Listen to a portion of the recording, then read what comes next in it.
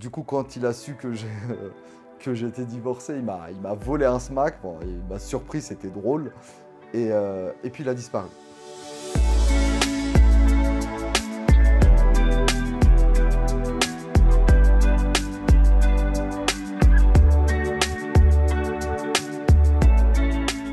Bonjour Pedro, Bonjour Sam. ça va? Très bien, et toi? Bah oui, parfaitement. Je vous raconte tout. En off, on était en train de parler d'avion. Je lui racontais à Pedro de Marié au premier regard, saison 7, ma phobie de l'avion, parce qu'il vient de me confier qu'il avait été steward pendant des années. Voilà. Voilà. Et que tu avais failli avoir un crash aérien. Et ouais. Eh ben, on va en parler.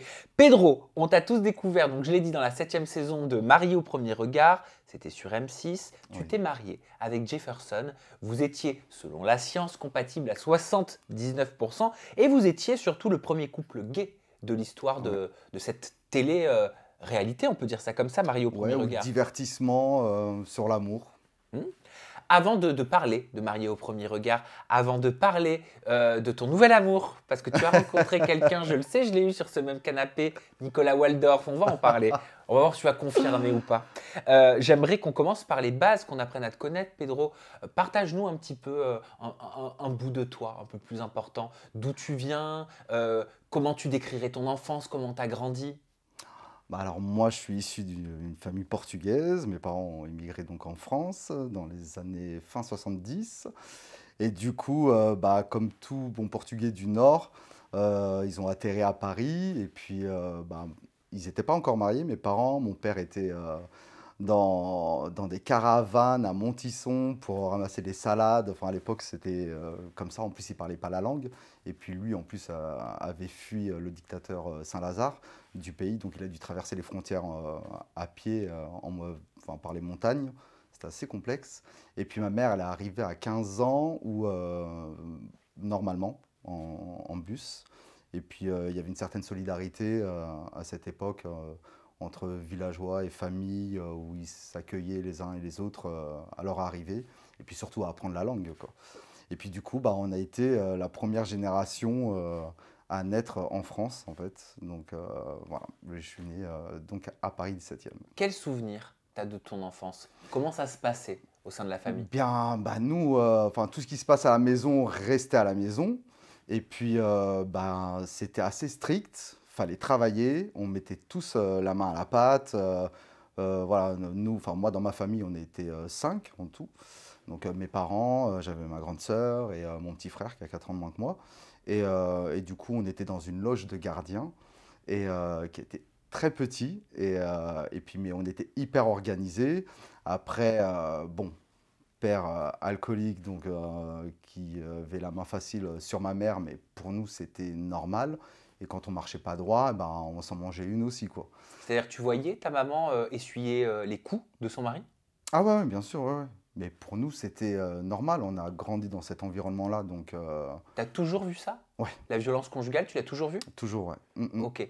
Et tu l'avais donc normalisé? Tu pensais que ça faisait partie de l'amour? Et bah, je pensais que ça se passait comme ça chez tout le monde. Donc Ok. voilà, après, mis à part quand on voyait mon père ivre et où on sentait la méchanceté, ce sentiment-là. Mais pour nous, c'était normal. Et puis, on vivait un peu dans la peur aussi. Donc, mais tout ce qui se passe à la maison restait à la maison. Donc, Qu'est-ce que tu avais vu? Qu'est-ce que tu avais observé avec tes yeux d'enfant? ah bah, c'était même pas des coups, c'était à base des morceaux de verre qui volaient, ou ma mère a été ouverte du pied, enfin battue à sang. C'était comme ça, quoi. Enfin, c'était les pompiers qui venaient à la maison. Enfin, ouais, c'était assez trash, ouais. Tu la voyais dans quel état ta maman?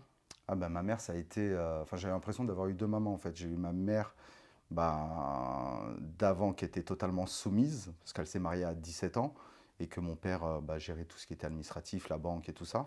Et que bah, ma mère, elle devait travailler et ramener la paye à la maison, exécuter, nous élever, et basta. Mais après, c'était comme ça.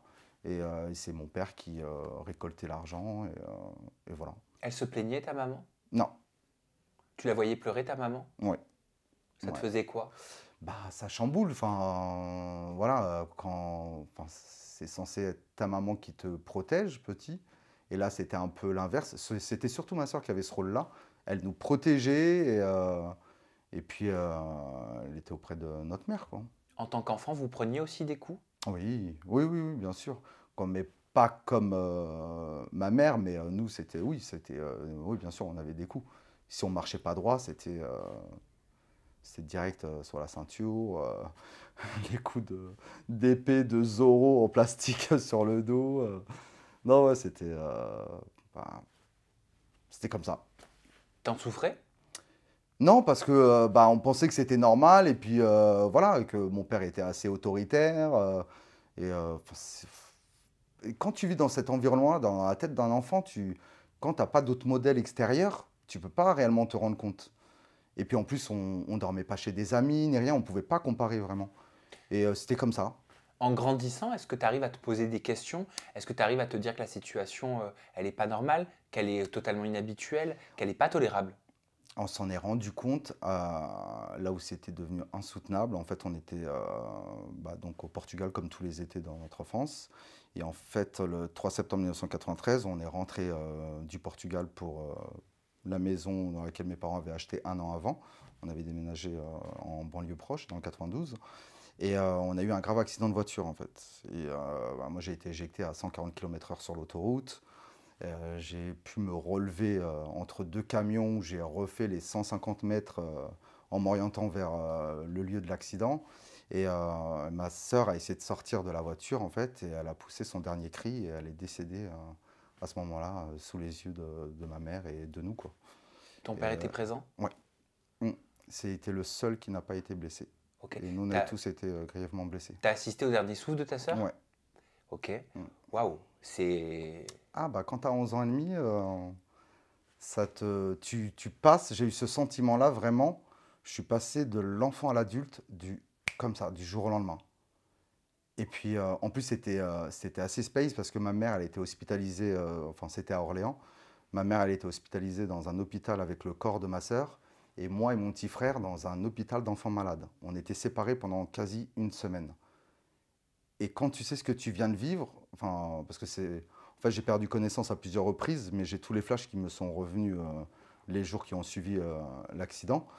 Et déjà, bah, j'ai souvenir quand je me suis fait opérer, où je me suis réveillé pendant l'anesthésie quand même, où j'ai vu tous les médecins paniquer. Il s'est réveillé le gamin, je voyais un mec en train de m'opérer le bras, enfin, c'était très bizarre. Après, bah, blackout, et après, je me suis réveillé dans la chambre et je voyais mon frère en train de dormir à mes côtés. Il était 1h19 du matin, on a vu l'accident à 20h15. Et à 1h19 du matin, le téléphone qui sonne et je décroche. J'avais été réveillé aussi par les cris d'enfants malades. C'était un hôpital où il y avait des enfants qui avaient beaucoup de cancer. Et j'entends la voix de mon père et qui me dit Pedro. Ouais, il me dit juste le prénom de ma sœur, Odile. Et là, j'ai compris qu'elle était décédée. Et là, j'ai éclaté en sanglots. C'est à ce moment-là que tu réalises que l'accident l'a tué? Ou tu Ouais, l'avais réalisé avant quand tu as été éjecté à comme 140 km? comme c'est moi qui ai été éjecté à 140 Oui, km. En fait, ma sœur, elle est restée dans la oui. voiture, elle a eu le coup du lapin. Et en fait, il aurait fallu qu'elle bouge pas. C'est quoi le coup du lapin? En fait, c'est au niveau de la nuque, suite au choc, parce qu'on avait tous les trois à l'arrière, on n'avait pas les ceintures. En fait, ma sœur, elle était derrière. Il y avait ma mère, ma sœur qui était là, mon frère au milieu, et moi, j'étais de ce côté-là, derrière mon père, donc il conduisait. Et en fait, si tu veux, j'avais les genoux sur l'assise, et je regardais les voitures, tu sais, via la plage arrière, en fait. Et c'est le pneu qui a éclaté. Et quand je me suis retourné, j'ai entendu mon père perdre le contrôle, dire oh putain. Et dans mon champ de vision, je voyais ma sœur et mon frère en train de dormir. Et j'ai vu ma mère s'accrocher.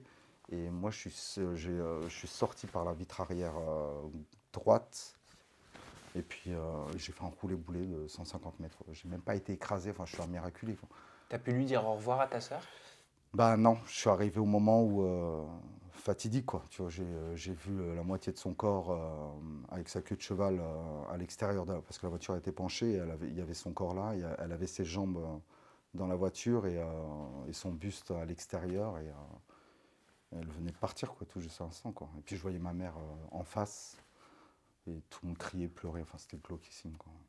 Comment, avec votre famille, vous avez traversé cette tragique épreuve? Bah écoute, déjà on était séparés, comme je te le disais, pendant quasi une semaine. C'est très bizarre quand tu subis un choc comme ça, en plus à Orléans, où t'as pas ta famille, une partie sont au Portugal, parce que c'est les vacances scolaires. À l'époque, on reprenait l'école que le 15 septembre. On était le 3 septembre. Euh, et après, ouais, au fil des jours, tu avais la famille qui déboulait à l'hôpital et en mode drama, tu vois. Enfin, en plus, les Portugais, c'est pas les plus discrets, mais bref. Et en plus, ma sœur, quoi. Enfin, moi, déjà, le lendemain, j'avais juste envie de mourir, tu vois. J'ai tenté de sauter par la fenêtre de l'hôpital, mais ils ouvraient que ça, la fenêtre. Enfin, enfin, j'étais hyper cato. J'allais tous les dimanches à la messe avec ma sœur. On avait fait notre première communion. Ma sœur, elle a fait sa confession de foi. Enfin, tout. Et tu te dis, mais en fait, c'est quoi hein, la religion? C'est de la merde. En fait, tu te dis, waouh, on a été de bons chrétiens et du jour au lendemain, tu m'enlèves ma sœur. Tu comprends pas, en fait. Mm. Et puis, t'étais dans ta peine. Tu regardes la télé, tu vois les gens qui rigolent, toi tu es dans ta peine, alors que tu as juste envie que la Terre s'arrête de tourner en fait. Putain, ma soeur est morte quoi. Mm. T'as l'impression que tout le monde en a rien à foutre. Et en fait, tu te sens seul. Et puis j'avais même pas ma mère, j'avais même pas mon père, parce qu'il fallait gérer tous les problèmes administratifs. Il y avait que mon père qui était valide. Ma mère était en fauteuil roulant. Et je l'ai vu ouais, une semaine après, et ça a été un choc. Ma mère, je ne l'ai pas reconnue déjà. Elle avait perdu 11 kilos en quelques jours, tu sais, de stress, de nerfs. Sa première fille, sa seule enfant, enfin, son premier enfant, sa seule fille. Et puis, tu as l'impression qu'au début, quand on est tous réunis, qu'on va être tous soudés entre nous, en fait. Et en fait, ça a été tout l'inverse. C'est la question que je voulais me Ouais, permettre de te poser. Je voulais te demander si ça avait calmé quelque part les ardeurs d'un pas du père. tout. On a vécu un enfer sur Terre pendant 2 ans. En fait, si tu veux, déjà, on est parti de l'hôpital d'Orléans en ambulance en direction la maison, mais en fait, c'était direction la morgue, donc voir ma sœur. Et là, c'est méconnaissable. Parce que comme elle a tout pris dans la tête, enfin, elle était méconnaissable. Et même mon petit frère, il n'a pas pu passer le seuil de la porte. Et on a tous été méga choqués. Même moi, j'ai fait une crise. J'ai fait une crise, quoi. Tu vois, on a dû me calmer. Je suis parti en courant, j'allais me foutre en l'air. Enfin, c'était ma sœur, quoi, tu vois. Bref, et puis en voyant ma mère dans un brancard pour voir ma soeur, enfin, c'était glauque. Et puis après, on est arrivé à la maison, c'était encore plus glauque. Tous les voisins avaient jeté des fleurs à travers le portail, des lettres de condoléances. Et puis il y a une de mes tantes, la sœur de ma mère, qui était présente avec nous, avec sa fille et mon oncle, et qui sont restés auprès de nous pendant un mois, parce que ma mère était en fauteuil, moi j'avais une minerve, j'avais un plâtre, j'avais le bras ouvert, enfin la jambe brûlée, bon bref. Et puis ils nous ont accompagnés pendant un mois, donc ça allait. Et dès qu'ils sont partis, bah, parce que la vie reprend son cours et qu'il fallait qu'ils bossent et tout ça. Et là, un cauchemar, quoi. Mon père nous a fait la misère, quoi. Ben, il a plongé sa peine dans l'alcool.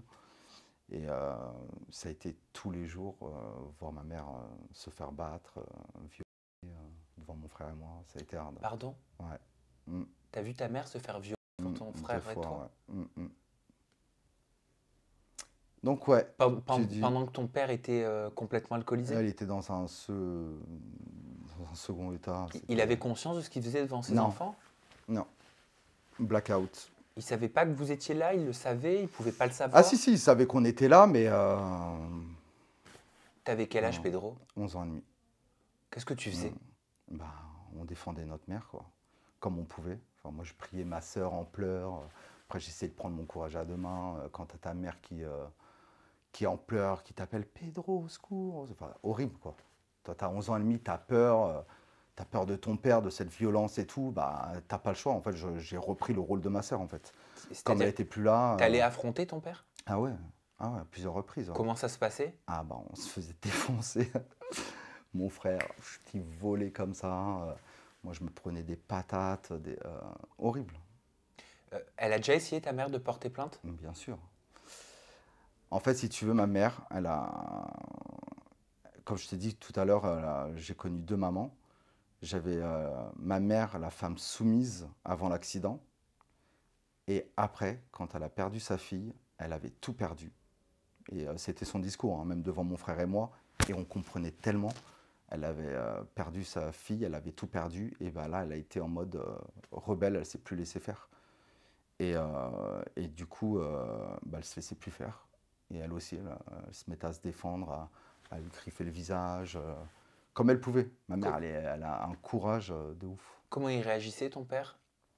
Ah bah là, il a vu que ça allait être moins facile à la défoncer, quoi. Elle a été aidée par les forces de l'ordre? Ouais, enfin, on a été aidés, c'est un bien grand mot. À l'époque, il n'y avait pas toutes ces associations de femmes battues, toutes ces aides. En fait, on était un peu livrés à nous-mêmes. Et la parole n'était pas libérée. Et non. Et puis, c'était la honte aussi dans notre culture, nous, portugaise. C'est, comme je te le disais, tout ce qui se passe à la maison, rester à la maison. Alors que ça ne l'est pas, la honte, hein. C'est important de le dire. Ouais, bien sûr, Hein. bien sûr. Mais tu vois, enfin, en général, nous, dans notre culture, on est assez discret, on ne raconte pas nos problèmes. Et quand les peu de fois qu'on pouvait les raconter, les gens ne nous croyaient pas. Parce que mon père, c'était un amour auprès de tout le monde, un homme hyper serviable, bosseur, gentil. Et à la maison, il était totalement différent.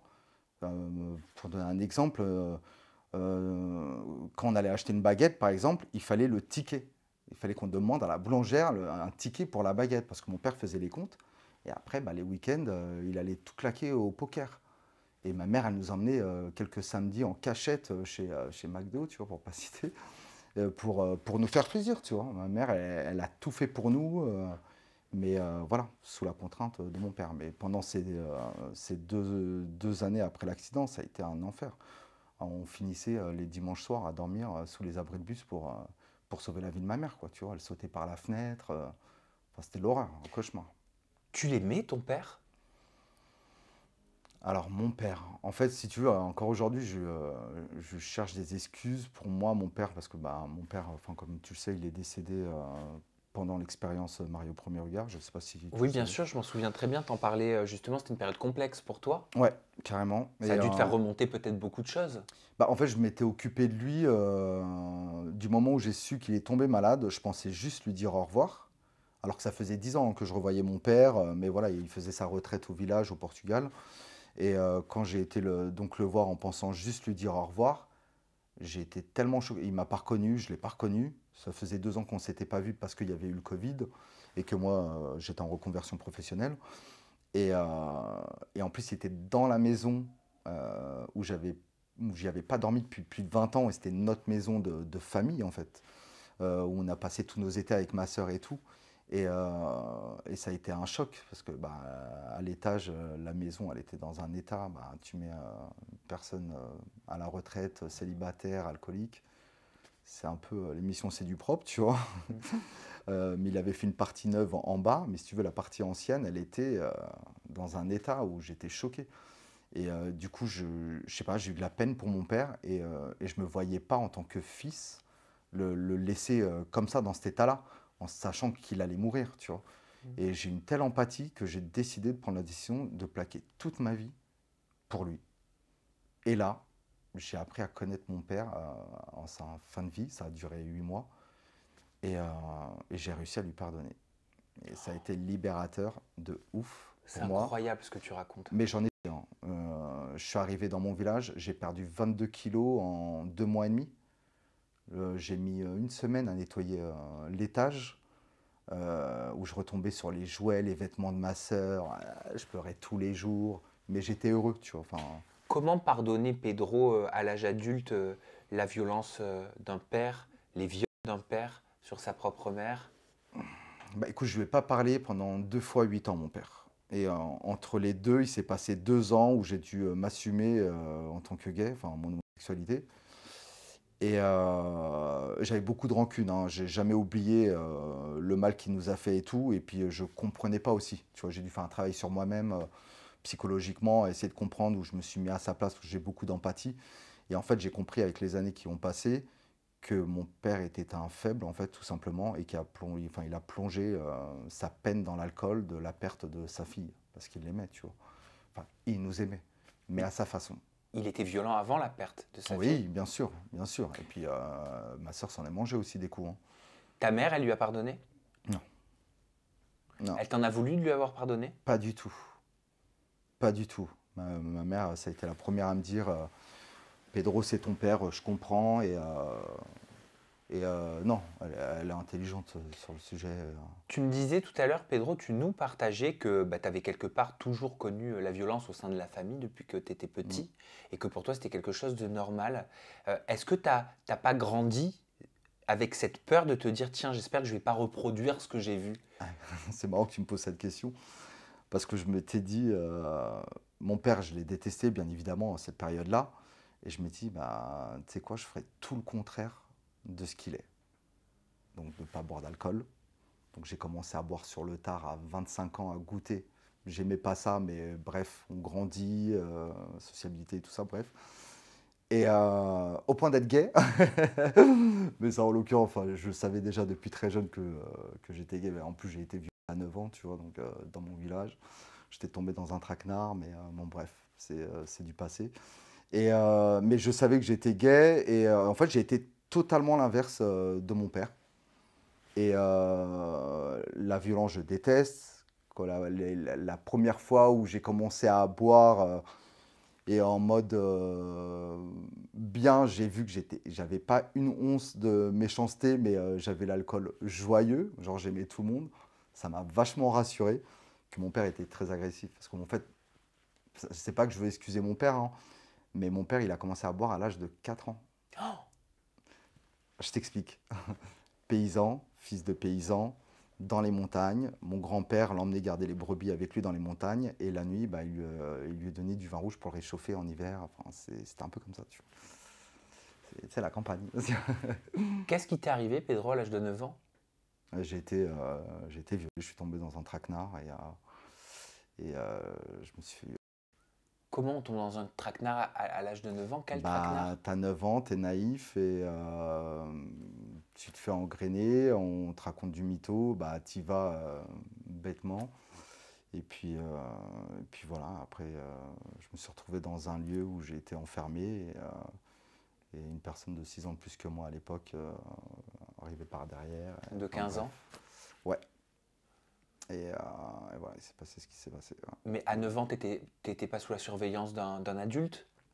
Bah, tu sais, dans le village, t'es à la campagne, dans les montagnes, tout le monde se fait confiance, entre guillemets, Ouais, et puis on avait l'habitude de errer dans les champs, entre cousins, cousines, d'accord. un Donc peu à la Lorraine Gals, quoi, tu vois. c'est une personne en particulier qui t'a appelé? Ouais. Ok. Mm. Tu le, tu... Désolé, c'est un peu perturbant, mais ça doit te perturber toi aussi. Tu l'as accepté? Ouais. Tu l'as digéré? Je l'ai digéré parce que pour moi, à l'époque, c'était de ma faute. Je m'en voulais de m'être fait avoir, en fait, et j'avais cette culpabilité. Et parce qu'après, je le croisais régulièrement, hein. C'est moi qui baissais les yeux et c'est lui qui me fixait droit dans les yeux. Et en fait, moi, j'avais honte. Et j'en avais parlé à personne, hein. Je l'ai dit à personne, même pas à ma propre sœur, qui était en vie à l'époque, À quel âge tu l'as verbalisé pour la première fois? quand je me suis assumé en tant que gay, à 22 ans. Quel rapport avec ton orientation? Je pense que je savais que je l'étais déjà, avant le Mhm. viol. Je pense que j'avais 7 ans dans mes souvenirs.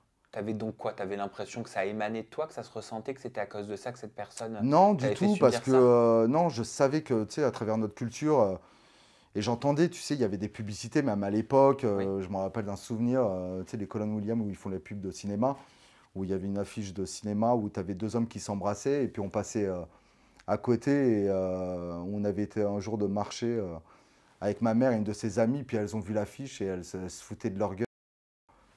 Enfin, elles charriaient, mais en mode normal, tu vois, et puis moi, j'ai... Ah ouais, d'accord. Et du coup, enfin, ça... Je me situe, donc je savais que c'était pas bien, mais à cause de la société, tu vois ce que je veux dire? Ok. Qu'est-ce qui t'a forcé à faire cet individu, si tu acceptes d'en parler? Qu'est-ce qui m'a forcé à faire? Oui. Bah le pire. Enfin c'est voilà, il m'a baissé le pantalon et ça a duré 3 secondes. J'ai eu hyper mal et j'ai réussi à me débattre et à me fuir de ce putain de garage par mes propres moyens quoi, de peur, d'adrénaline, je sais pas, et à retraverser tout le village en baissant mes yeux en regardant le goudron, tu vois. Et donc jusqu'à tes 22 ans, tu as gardé cet incident comme le Ouais, plus grand des secrets avec lequel ouais. tu devais mourir. Un peu, ouais. Et quand je me suis assumé, là, je l'ai dit à mes parents. Ok. Ils m'ont pas C'était... cru, Ils t'ont pas cru? pas de suite. Ah, tu l'as vécu comment? Bah, ça fait mal. Tu dis déjà que tu te rends compte avec le temps que ouais, tu vis ça, tu n'as que 9 ans, et en plus, on ne croit pas. Et tu oses le dire bah, des années après, et ça fait mal, quoi, tu vois. Enfin, Mhm. et puis après, bon, voilà. Et après, moi, je suis quelqu'un qui vit le moment présent, donc je suis pas là pour faire pleurer dans les chaumières. Tout ce que j'ai vécu, c'est que je devais le vivre et que je me suis construit par rapport à ce que j'ai vécu. Et j'ai grandi, bah, ce que je suis grâce à ça ou à cause de ça, j'en sais rien. Et ton orientation, Pedro, elle a été acceptée de quelle façon par ta famille? Alors, ça a été hyper compliqué pour ma mère, parce qu'à l'époque où je me suis assumé, je sais pas si tu te rappelles, il y avait un couple d'homos en banlieue qui avait été immolé. Je m'en souviens pas. Tu t'en souviens pas? Immolé et enterré. Enfin, c'était un truc hyper glauque. Et quand je l'ai dit, ma mère, elle avait peur bah, de ce que la société était capable de faire aux homos. Et en fait, tu vois, je suis pas non plus la grande folle. Enfin, ça se voit pas au premier abord, tu vois. Et quand bien même, c'est pas Et quand bien mérité. même, oui, voilà. Enfin bref. Et ma mère avait plus peur par rapport aux pensées des gens. Alors que Mhm. moi, j'ai tendance à en avoir rien à faire de ce que les gens pensent. Donc je fais de mal à personne. Voilà. Mais elle pensait que j'étais le donjon qui couchait avec toutes les copines qui ramenait à la maison, alors que pas du tout, on jouait à la poupée, tu vois. Et ton père, comment il l'a pris? Alors mon père, étonnamment, quand il l'a su, parce que c'est mon frère qui lui a dit dans la foulée, et mon père m'a dit, j'étais même espanté, choqué, il me dit, quoi qu'il advienne, t'es mon fils et tu resteras toujours mon fils. Mais ça, c'était pendant la période des 2 ans, entre les 8 ans, on ne s'est pas parlé. Mais le naturel est revenu au galop, ça a été les insultes, ouais, sale pédé, nanana. Classique, Donc, quoi. ça n'a pas été Jojo quand même, hein, toi, toute la première partie de ta vie. Bah non, mais enfin, c'était mon destin et après je l'ai accepté et j'estime avoir été chanceux, tu vois, on s'en est bien tiré malgré tout cela avec bah, ma mère, mon frère. Tu vois, on est toujours resté dans le droit chemin. Ma mère elle nous a super bien éduqués, même si on a été un peu dans la misère, enfin dans la misère. Ma mère a tellement bossé pour nous après l'accident qu'elle s'est retrouvée à zéro ou à sortir du fauteuil roulant bah, pour nous élever. On a manqué de rien. Et puis elle nous a inculqué juste les bonnes valeurs, tu vois, Mm. bah, de gagner de l'argent, de travailler. Non, elle a assuré de ouf. Elle l'a pris comment quand tu lui as dit que tu allais participer à Marié au premier regard? Et bah écoute, plutôt bien. J'ai eu peur, mais, mais plutôt bien. Et ça m'a permis bah, de continuer. Première histoire gay développée dans l'histoire de Marié au premier regard. Ouais. Ça t'a mis la pression? Alors, c'était assez particulier parce qu'en fait, si tu veux, bah, quand j'ai été casté, je m'occupais de mon père au Portugal. Donc, j'ai été casté via Instagram, donc tout allait bien, entre guillemets.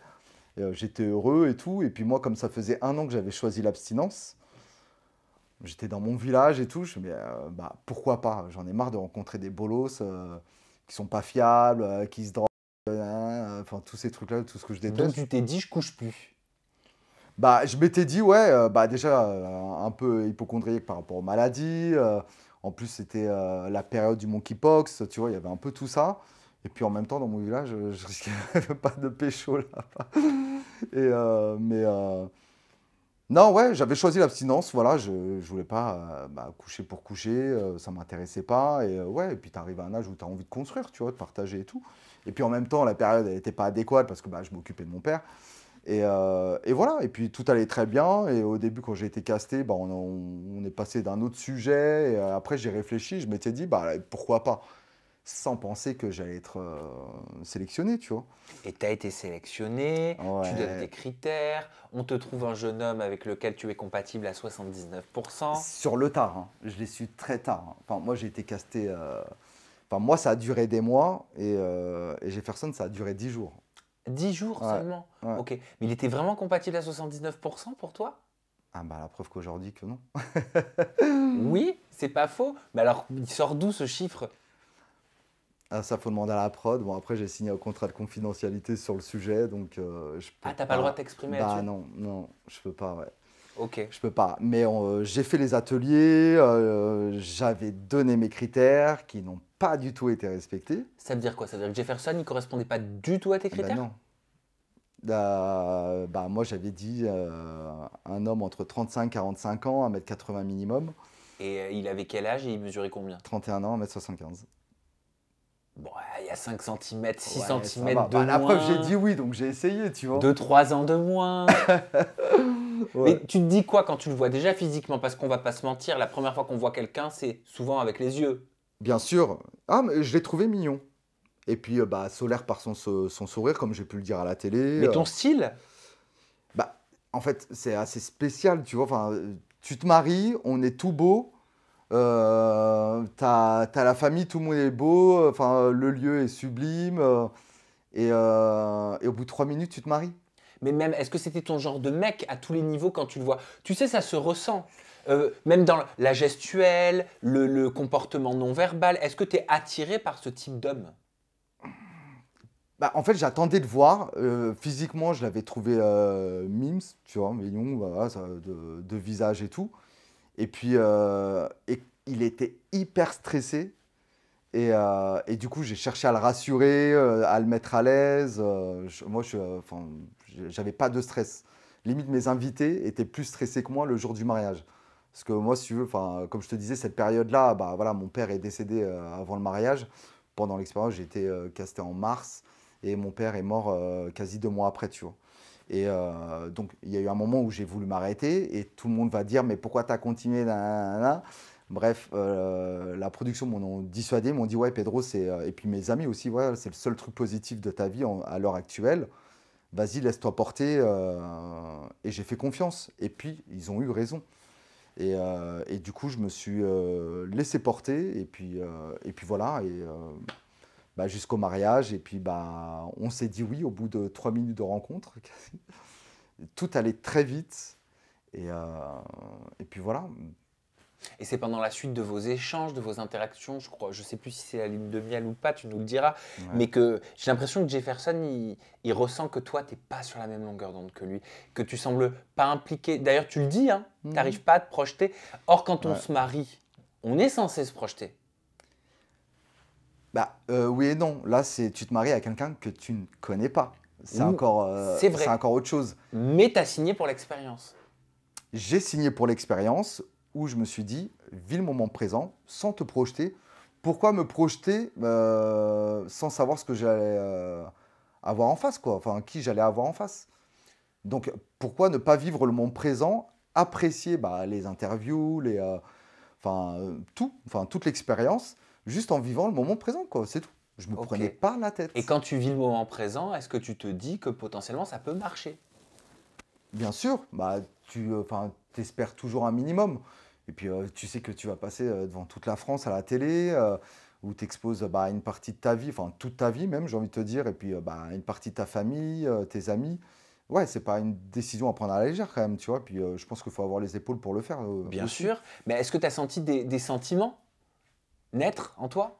Envers Jefferson, Bien, oui. oui, il y en a eu. Alors, moi, comme je te l'ai dit, en fait, cette période-là, j'étais en phase de deuil par rapport à mon père. Ça faisait que quelques mois qu'il était parti. Et en fait, si tu veux, à cette période-là, j'avais besoin d'une épaule sur laquelle poser ma tête, tu vois. Et je ne l'ai pas trouvé vraiment, cette épaule. Et puis, Jefferson il est vite tombé amoureux. Moi, j'avais besoin de temps. Et on apprenait à se connaître, tu vois. Enfin, c'était pas, c'est pas parce qu'on est marié, ça y est, je t'aime, non, non, non. Et comme tous les autres couples, hein, d'ailleurs, hein. Et lorsque vous vous séparez fin août, Ouais, hein, où il c'est s'est ça, passé beaucoup de choses avant, hein. il y avait déjà eu des séparations? Oui, Combien? deux, Venant de qui? 2 mois. Ah, c'est toi qui avais rompu 2 fois. Mm. Pourquoi la première fois? Parce que la première fois, on s'est marié le 23 septembre, et puis on a appris à se connaître. Il vivait à Metz à l'époque, et donc on devait se découvrir dans nos vies communes. Et puis, bah, tu apprends à connaître la personne.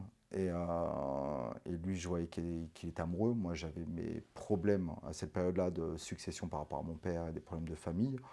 Donc j'étais bien ancré dans la réalité. Et j'avais pris la décision de ne pas travailler à cette période-là parce que je pouvais me le permettre. Et du coup, voilà, tu sais, de perdre un parent, c'est une étape de vie. Ça y est, tu perds un parent, c'est pas du jour au lendemain, ça va. Enfin, tout va bien. Moi, ça a mis 1 an et demi, tu vois, Hmm. avant d'être bien, voilà, ouais, de faire cette phase de deuil, en fait. Et puis quand tu as un mec face de toi, les premiers mois, franchement, ça allait, c'était mignon. Il y a même eu de l'attachement à son égard et tout. Et on a passé les fêtes de fin d'année, enfin du moins le jour de l'an. Bon, c'était glauquissime déjà, le jour de l'an. Je n'avais pas envie de faire la fête, j'étais pas dans cette optique-là. Lui voulait, et en même temps je lui ai dit, bah, reste avec tes amis ou ta famille. Lui voulait absolument être avec moi, donc il est venu chez moi à Paris. Et il a passé des fêtes de merde, il n'y avait pas d'autre mot. Et puis quand j'ai vu qu'il était vraiment dans le mal et amoureux, bah, j'ai pris la décision de rompre parce que je le voyais souffrir et que je ne suis pas un égoïste et que c'était pour son bien. Moi, j'ai essayé vraiment. Et puis, lui, entre-temps, il avait déjà demandé sa mutation pour Paris, donc par rapport à son boulot, et qui a été accepté. Et lui, tout de suite, il voulait qu'on emménage ensemble. Moi, je ne voulais pas et je ne pouvais pas. J'étais en pleine succession, donc c'était pas le moment, financièrement parlant.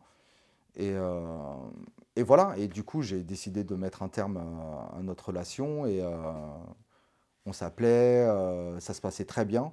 Et en fait, ça aurait dû s'arrêter là, tu vois. Et du coup, comme il avait trouvé, enfin, j'ai essayé de l'aider moralement pour trouver un appart, de le soutenir. Du coup, après, bah, il est arrivé en février, et donc avant la diffusion. Et du coup, je l'ai aidé bah, dans son appart à poser toutes les tringles, électroménager, parce que moi, je suis bricoleur, pas lui. Et j'ai essayé de l'aider parce que bah, je culpabilisais. Je me dis, il se retrouve dans cette situation-là. Je culpabilisais, il faut que je l'aide, quoi. Ça se fait pas, quoi. Et donc, du coup, je l'ai aidé. Donc, on est resté ouais, 2, 3 jours ensemble. Et puis, bah, ça a dérapé. On a décidé bah, de réessayer, de se remettre ensemble. Et puis en plus, il m'avait fait promettre, quand on s'était mariés, d'être présent pour la diffusion, en fait. Qu'on se soutienne moralement. Et du coup, donc ça plus ça, on s'est dit, bah, réessayons. Et puis bah, on a essayé, ça allait. Au début, tout allait très bien. Et puis bah, la diffusion est arrivée. Et là, ça a été. Mais, Pourquoi? bah, je ne le reconnaissais pas. C'était des crises d'hystérie pour de la merde, pour les réseaux sociaux, Mais c'est quoi pour une des- crise d'hystérie pour toi? bah, en mode drama. Je sais qu'il avait des problèmes de son côté par rapport à sa famille. Enfin, rien de grave, hein, mais où ça le perturbait moralement. Sa famille lui manquait, alors que ça a été sa décision de venir à Paris. Nouvelle vie, enfin bref, et puis bah, qu'on passait à la télé. Moi, tout ça, enfin, j'ai pas du tout vécu comme lui. Comme je t'ai dit, j'étais en phase de deuil. Tout ce qui était superficiel, je m'en battais les steaks. Moi, limite les interviews, on a été obligé d'en faire par rapport à M6.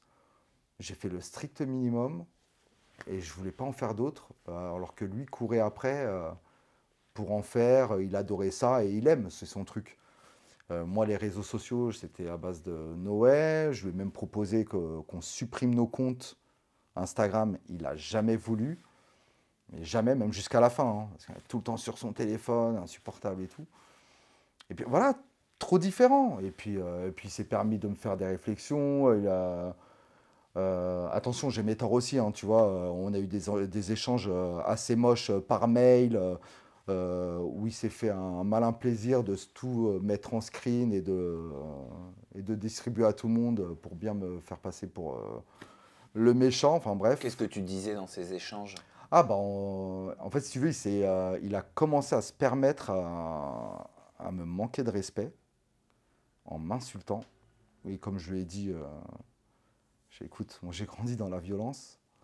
C'est pas un mec comme toi qui va se permettre de m'insulter. Enfin, j'ai été clair avec lui. Bon, après, il s'est excusé et tout. Mais après, ça a été trop loin. Je ne veux pas rentrer dans les détails parce que je ne suis pas là pour laver mon linge sale et tout auprès de lui. Mais il a fait des trucs hyper moches. J'en ai fait et j'en ai écrit. Enfin, j'en ai fait, je pense pas avoir fait, mais j'ai écrit des mails parce il est têtu comme une mule. Voilà, il a cette immaturité. Enfin, tu vois, enfin, moi j'étais par exemple en phase de deuil, et lui c'était du style ah, bah c'est bon, hein, ton père il est mort depuis un moment, non, faut se tirer les doigts du cul. Je sais, what the f. Je sais, qu'est-ce que tu me dis? Je sais que Dieu préserve les tiens et tu comprendras le jour où ça t'arrivera.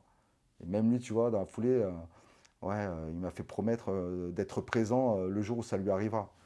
Mais avec tout ce qui s'est passé, tu sais, enfin, entre le mariage, la diffusion, après la diffusion, où je l'ai trouvé méconnaissable, et moi, où je le faisais un peu subir aussi mon mal-être, tu vois, je sais que de sa part, c'était bienveillant, il me disait, ouais, vas-y, va travailler, hein. Je ne pouvais pas, je n'étais pas en capacité d'aller bosser. Enfin bref, j'étais en phase de deuil. Et comme on dit, il n'y a que les gens qui passent par là qui le comprennent vraiment à 100%, tu vois. Et puis voilà, et après, bah, il y a eu des trucs très moches, et bref, et c'est fait. Et puis après, il y a eu la fin de la diffusion et on était obligé de l'annoncer donc sur les réseaux sociaux. Et quand on s'est revus, et ben, lui me fait tout un discours comme quoi il est encore fou amoureux. Et puis moi, en même temps, j'avais appris des choses pas très jolies. T'avais appris quoi? Bah, bref, des choses qu'il avait faites, mais on n'était plus ensemble, donc j'avais rien à dire, mais il les a quand même faites en étant marié, C'est-à-dire des bref, rencontres? bref, lui-même le sait. Bah, c'est souvent ça. Oui, bien sûr, mais oui, mais bref, ça s'est passé comme Mais ça. vous étiez plus Oui, on ensemble. n'était plus ensemble, il me devait rien, mais Bah après, c'est oui. moi, dans mes valeurs familiales, enfin, en étant marié et tout, enfin, moi, perso, je me serais pas permis. Mais, bref, mais après, oui, il faisait ce qu'il voulait, il Tu était t'es en senti droit, trahi? pas trahi, mais j'ai été déçu. Hmm. Tu vois, enfin, on passe à la télé, on est sous contrat de confidentialité, encore marié. Après, c'est mon point de vue, attention, hein. Mais on n'a pas du tout le même. Et puis, oui, il était en droit de faire ce qu'il voulait, mais bref, je lui ai dit, écoute, je vais essayer, je te pardonner, mais je me connais, je vais avoir du mal. Et puis, j'ai jamais réussi en fait. Enfin, je lui ai proposé de venir chez moi, donc au Portugal. Et en lui disant, tu verras, enfin, c'est des paysans, c'est la petite maison dans la prairie, limite. On va se déconnecter des réseaux. Parce que un grand sujet de dispute, c'était les téléphones, tu vois. Il est greffé à son téléphone. On est dans la campagne, dans la pampa du Portugal, en mode Laura Ingalls. Le mec, il sort son téléphone toutes les 10 à 15 minutes. Le truc insupportable. Et d'où je voulais qu'on supprime nos comptes Instagram, tu vois. Et il a jamais voulu. Ok, ça a été ton Et choix. alors, qu'est-ce qui a été responsable de votre rupture définitive? Bah écoute, je pense que bah, déjà, je suis pas vraiment tombé amoureux. J'ai eu des sentiments à son égard Ensuite, tu au avais du mal début. à pardonner. Et puis bah, ça a été rédhibitoire en fait finalement. Il a voulu, je l'ai prévenu. Et bref, puis j'ai pas réussi tout simplement. Et puis après, ça a été enfin, ses agissements. Et puis j'ai appris des choses. Tu vois, enfin, il avait appelé tous mes amis qui étaient au mariage un par un derrière mon dos. Après, en mode à me dénigrer physiquement, comme quoi je le dégoûtais parce que j'avais pris du poids. Enfin, des choses où j'ai halluciné, quoi. Après, le pire, c'est que je l'en veux même pas, tu vois. Je pense qu'il était vraiment amoureux et que après l'amour, ça fait faire des choses, voilà. Et enfin, on n'était pas compatibles, tu vois. Enfin, pour moi, il était immature. Bah dis donc, on est passé de l'idylle, de l'amour à la haine, quoi. Non, non, pas de haine, non, non, non. Moi, franchement, je lui souhaite tout le bonheur du monde. Je lui souhaite d'être aussi heureux que je le suis aujourd'hui. Après, ouais, limite, enfin, j'ai même pas à m'excuser, mais je vivais cette période-là de deuil bah, qui m'a été imposée par la vie. C'est arrivé à ce moment-là. Oui, ok, j'aurais pu arrêter l'expérience au moment du décès de mon père, mais bref, ça a été un choix, j'ai accepté. Et puis voilà. Et puis moi, enfin, de base, quoi qu'il advienne, mes critères n'ont pas du tout été respectés. Point barre. Et alors, à quel moment tu rencontres Nicolas Waldorf? Bah, c'est assez récent. Ça va faire un mois. Et, euh, et voilà. Mais vous êtes rencontrés comment? Mais moi, j'ai envie de tout savoir. Eh bah écoute, alors comment on s'est rencontrés? J'ai été, parce que j'ai refait un club en tant que tapissier décorateur et archi d'intérieur, le club La Nuit, à la Madeleine. Je ne sais pas si tu connais ce club. Ah, moi, je ne sors pas. Ok. Bon bref, j'ai refait ce club l'été dernier. Et avec deux copines archi. Et super beau lieu, enfin il est devenu super beau bien évidemment, parce qu'avant c'était pas trop ça. Et donc super beau lieu où ils font beaucoup de soirées LGBT, donc la soirée La Madame Claude, pour laquelle j'ai bossé pendant 3 ans en extra. Et quand j'étais steward. Bref. Et du coup, bah, il y a eu cet événement-là. J'étais arrivé le matin même, le 6 janvier, à Paris. Et puis bah, le soir, j'ai été à cette soirée-là. Et puis je croise Nicolas par hasard. Et puis on s'échange, on discute. Et c'est assez rigolo. Il me dit: Ah, mais c'est toi le mec de Marié au premier regard, là. Je dis: Bah ouais, c'est moi. Ouais. Et il me dit: Ouais, je t'avais trouvé super beau, mais comme j'ai vu que tu t'es marié, du coup j'ai arrêté de regarder. Et alors, t'es toujours marié et tout? Ah, c'est ce qu'il m'a dit. Il m'a dit quand je suis tombé sur lui à la télé, j'ai éteint, ça m'a mis le seum. Drôle. Et du coup, il m'a fait sourire. Et après, il me dit: Bah alors, t'es toujours marié et tout? Je lui dis: Pas du tout, même divorcé et tout. Ah, prononcé alors le divorce avec Jefferson. Ah oui, Oui. on a divorcé le 23 juin.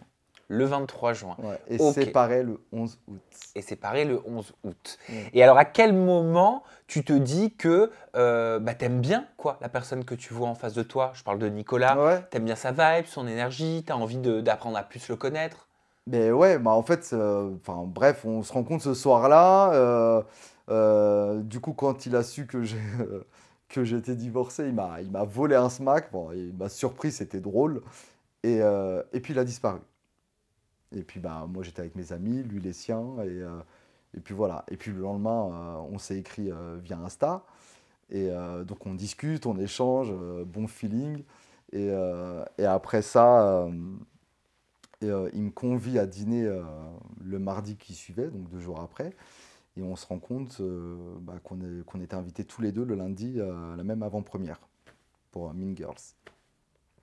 Et puis du coup, bah, on se voit à Mean Girls, quoi, enfin, à l'avant-première, et puis bah, on ne s'est plus lâché. Donc, depuis ce jour-là, Mm. vous êtes inséparables. Ouais, Et alors, ça se passe comment? bah, super bien. Ouais. C'est doucement, sûrement. On apprend à se connaître. On a beaucoup discuté. Il a une vie assez chargée. Oui, toi aussi. Moi, pareil. Moi, je voyage beaucoup. Enfin, bref. Mais voilà, il y a beaucoup de légèreté. Enfin, tu sais, enfin, on vit le moment présent, on adore, quoi. Et puis, bah, mais enfin, on a beaucoup discuté bah, de notre passé. On a quelques similitudes. Je le trouve hyper mature, hyper intelligent et enfin, très ambitieux. Enfin, il déchire, quoi. Enfin, on a pas mal de points en commun et donc on kiffe. C'est récent, mais je vais me permettre une petite question, hein, discrète quand même. Est-ce que tu l'aimes? Ça nous regarde. Ben oui, sinon je serais pas avec. Je sais pas. Parfois, ça met un peu du temps, les sentiments à arriver. Ouais. Et d'autres fois, tu as l'effet coup de foudre, passion, tu vois, qui te tombe dessus. Bah écoute, bon, c'est un peu intime, mais ouais, on se l'est dit. Mm. Ça va, c'est pas trop intime. Je t'ai pas demandé ce qui s'était passé au lit non plus. Tu préfères que j'aille C'est sur ce ça. terrain-là? Non, merci. Si, j'ai compris, Pedro. Tu veux que je te pose des questions là-dessus? Non, du tout. Et pour le coup, ça va, la connexion aux réseaux sociaux, de son côté, il est quand même connecté, Nicolas. Ah ben oui, et puis en même temps, business is business, donc ouais, bah écoute, il le gère très bien, il assure, et puis bravo, j'ai envie de lui dire, quoi. Il s'est occupé de tes cheveux Ouais, aussi. Bah ah oui, bah j'ai of vu. course. Bah oui, c'est lui qui fait la Normal. coupe Et maintenant. ouais, c'est la deuxième coupe déjà qu'il me fait. Et puis comme je fais des shootings photos aussi, tu vois, enfin, ouais, il a de bons conseils. Vous savez que marié au premier regard, vous êtes abonné au shooting photo. J'ai remarqué. Ah, moi j'en faisais avant hein, déjà, hein. J'étais déjà modèle pour la maison Fléchet, pour les chapeaux et tout. Et puis bah voilà, les photographes me disent que je suis photogénique et tout, bah pourquoi pas. Bah oui, t'as raison. Et alors, c'est quoi l'avenir avec Nicolas? Est-ce que tu te projettes ou tu ne te projettes pas parce que tu as peur de Pour te projeter? l'instant, on vit le moment présent. Lui adore le Portugal. Ah, il y est allé? Bien sûr, il y a passé les fêtes. Parce que pour la petite Ah. histoire, ce qui est très drôle, c'est que son meilleur ami s'appelle Pedro. D'accord. Voilà, et qui est portugais, en plus pas loin de ma région. Et puis avant qu'on se rencontre, il était avec le frère de son meilleur ami qui lui disait ouais, ce serait bien que tu rencontres un mec, un portugais, et puis qui a un peu la même expérience que toi, qui a pu être exposé à la télé ou des trucs comme ça. Et puis et quand on s'est vu, quand je lui ai dit que je m'appelais Pedro, enfin, il était espanté, tu vois. Et ça lui a rappelé la conversation qu'il avait eue pendant les fêtes de fin d'année. Enfin, trop marrant. Eh ben dis donc. Du coup, je suis le Pedro numéro 2. Mais le numéro 1 peut-être dans son cœur. J'espère. Je te le souhaite. Nicolas, qu'est-ce que je peux... Nicolas, pardon. Pedro. Lapsus. Ouais, j'ai pas fait exprès. Qu'est-ce que je peux te souhaiter pour l'avenir? T'as envie de quoi? Professionnellement, personnellement? Professionnellement parlant, de concrétiser mes projets, tu vois. Parce qu'à l'époque, quand mon père était encore en vie, j'avais dessiné une bouteille d'huile d'olive que j'ai designé, bref, et que j'ai réussi à la concrétiser par l'intermédiaire de Pierre, un souffleur de verre à Amboise. Et du coup, elle est sublime, je suis trop content parce que je cultive ma propre huile d'olive dans mon village. J'ai mon oliveraie avec mon frère. Sympa. Ouais. Et puis, donc ça, un bel avenir pour mon huile d'olive. Ma marque de vêtements, Bala. Parce que Bala, en fait, ma mère, au lieu de dire voilà, elle dit Bala, tu vois. Ok. En hommage au nom du Portugal. Et ça, et puis tous mes autres projets. Après, j'ai plusieurs projets en tant qu'archi d'intérieur aussi, tapissier. Donc ça va. Ah, t'es architecte? Ouais, d'intérieur. De formation? Ouais, bien sûr. Architecte, mais c'est-à-dire genre tu places les prises aussi, tout ça, tu sais... Tu fais tout le plan élec, tout. Mais j'ai besoin d'un architecte. Parfait, je suis là, Sur ma madame vie, Dara. je galère, je connais personne. Je cherche Sérieux? un architecte pour ici. Ah ouais, Il faut voilà, tout je suis revoir. là. Ah mais Ok, tout. Il faut d'accord. changer la salle de bain de place, la cuisine elle a 15 ans, elle est vieillissante. Voilà, parce que je vais certainement quitter cet ancien appartement qui est devenu mon local professionnel. Ok. Et je vais en refaire une habitation. Ah, ici. Oui. Ok. Eh ben écoute, ouais. Bon, on va terminer, puis je vais... Tu prends je vais combien? On s'arrangera. Ok. Bon, on va en parler. Ah, mais c'est cool, tu vois, on fait des rencontres aussi comme ça Ben pour des ouais. projets personnels. Ben En ouais. interview, c'est parfait. Pedro, merci Merci pour, à toi pour d'avoir cet reçu. échange passé ensemble et merci pour ta générosité. Pas évident hein, de parler de soi quand même de cette façon-là. J'ai cette chance d'en parler facilement. Oui. Tu vois, pour moi, c'est mon passé. C'est un petit Pedro qui l'a vécu. Et j'oublie pas mon passé, mais j'évite d'y penser. Je vis le moment présent et puis je regarde devant et point barre, quoi. Mais en tout Marche cas, au merci pas. pour ça. Vraiment. T'en prie. Pedro, on peut te retrouver sur tes réseaux sociaux. Ouais. Ton compte Instagram, c'est Pedro-MAPR7 et ton compte TikTok, c'est Pedro Goncalves. C'est ça. C'est ça? Ouais. On est tout bon. Merci pour ta Merci à générosité. toi. Merci à vous pour votre confiance et votre fidélité. On se retrouve très prochainement avec Yvette et avec surtout une nouvelle personnalité et toujours des confidences en toute intimité. Hein. T'aimes ça toi aussi? Oui, on aime ça. Allez, à bientôt. Bye bye.